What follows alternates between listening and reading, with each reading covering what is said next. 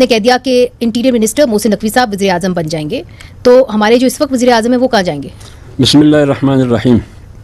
بہت شکریہ. دیکھیے منظر بنیادی طور پر ایک سیاسی ورکر کا کام یہی ہے کہ وہ حالات پر نظر رکھتے ہیں, تجزیہ بھی کرتے ہیں, سنتے بھی ہیں, پڑھتے بھی ہیں اور سوچتے بھی ہیں, پھر اس کا ایک نچوڑ ایک لب لباب نکلتا ہے.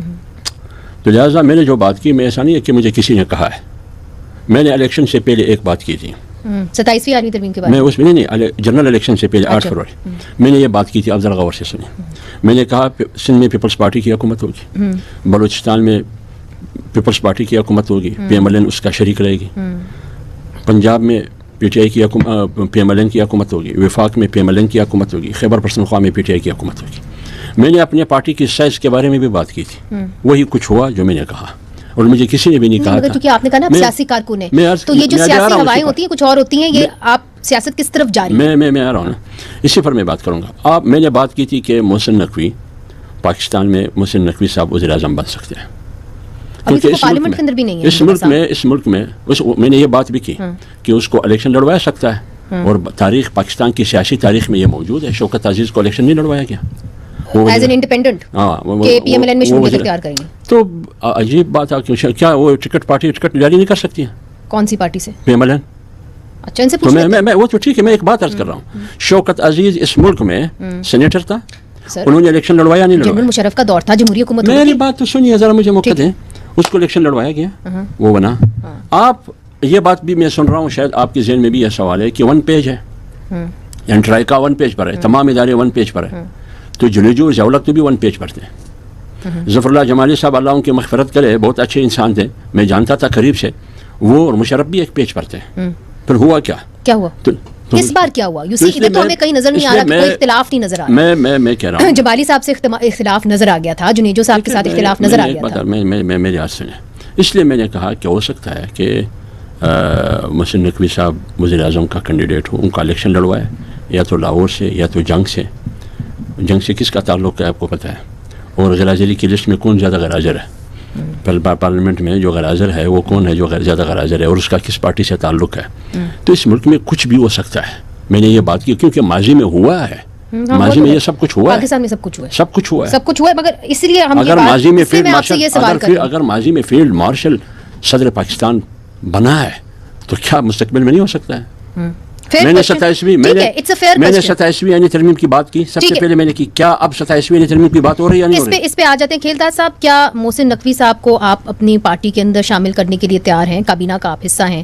کیا یہ جو بائی الیکشنز آنے والے ہیں اس کے اندر محسن نقوی الیکشنز لڑیں گے؟ کیا خبر ہے اس حوالے سے, کیا فیصلہ ہے؟ دیکھیں, جس طرح حافظ حمداللہ صاحب نے کہا, میں پولیٹیکل ورکر ہوں, میں ریڈ کرتا ہوں, میرا اس کی اپنی سوچ ہے, اپنی تجزیہ ہے, اپنی فکر ہے. انہوں نے اس تجربے کے بنیاد پہ یہ پیشن گوئی کی ہے کہ یہ اس طرح ہوگا. مجھے کوئی اس کے بعد سے میں اتفاق کروں نہ کروں, یہ ان کی رائے ہے.